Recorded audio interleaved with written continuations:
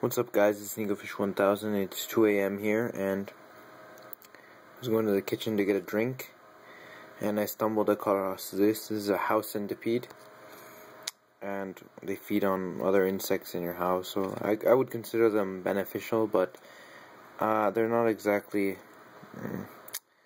the most appealing guests to have, and I understand that for obvious reasons. They're scary looking and they bite. I like them, actually. So this will be my newest pet. The scientific name is, let me look this up, Scutigera coleoptrata. I can't even say this. I was reading up the wiki article on them, and apparently they were endemic to the Mediterranean, but they've since then been introduced to other areas, as is obvious, and they can now be found in the Americas. And actually I have quite a few of them in my house, but they're fast, and normally their legs break off rather easily, and so for me to have caught this specimen intact as it is, and is rather rare. This is the first time I've gotten my hands on one. I don't know, maybe he's towards the end of his life because he wasn't moving too quickly, or maybe because he's so large. But either way, he's a pretty cool looking guy.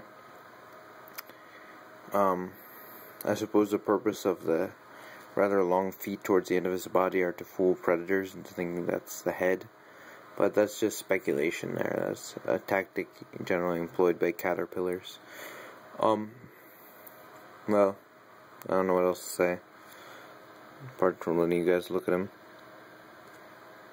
It appears that he cannot climb up smooth surfaces, so that is a plus for me.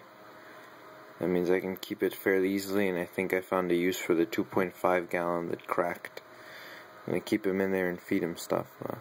Hopefully I will order dubia roaches, Blaptica dubia, tomorrow, and they should be arriving in a few days, and I'll have a breeding colony up, and I'll have a stable food supply for all my little insects. Close. The face is actually pretty cute, and the pattern is awesome on these guys. Yeah, look at that. Poke, touch the antenna.